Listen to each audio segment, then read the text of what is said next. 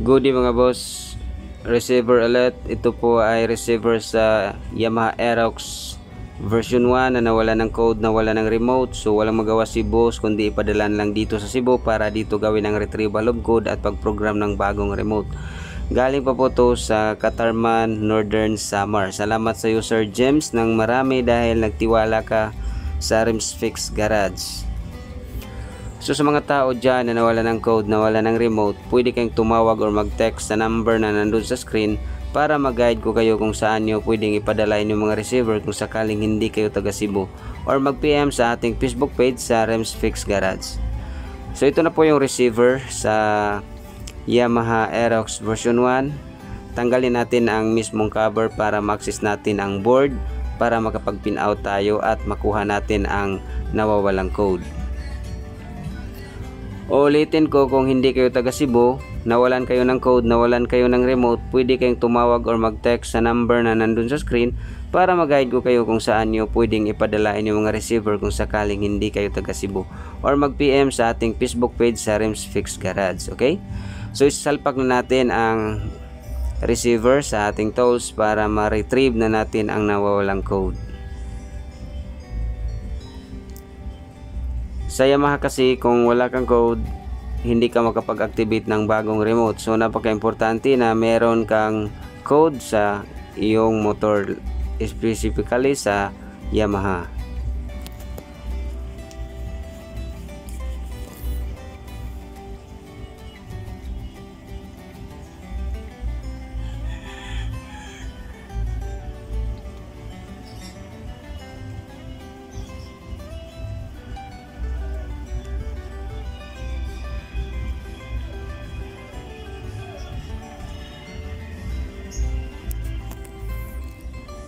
So ayan, nakuha ko na ang code, hindi ko na lang pinakita at mag-activate na tayo sa bagong remote. Sundin lang natin ang instruction sa ating tools para ma-activate natin ang bagong remote. So hintayin lang natin na ma-input lahat ng code para ma-activate ang bagong remote.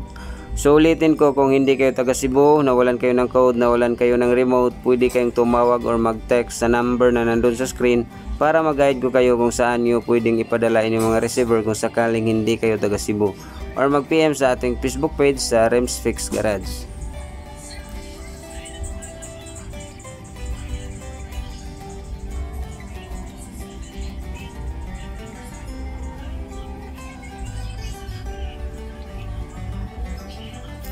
So yan, nakita natin successful po yung pag-activate natin sa bagong remote.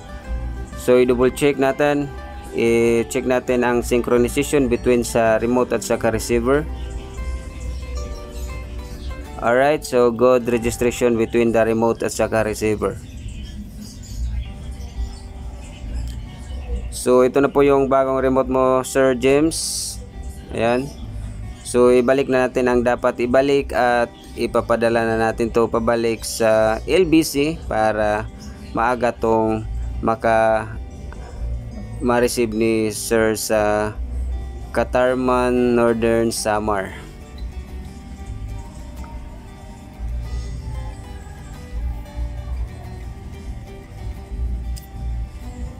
So sa nagtatanong sa mode of payment, pwede natin i-GCash or cash on delivery. So sa mode of payment ni Sir James, ito po ay cash on delivery sa ipapadala natin sa LBC. Okay?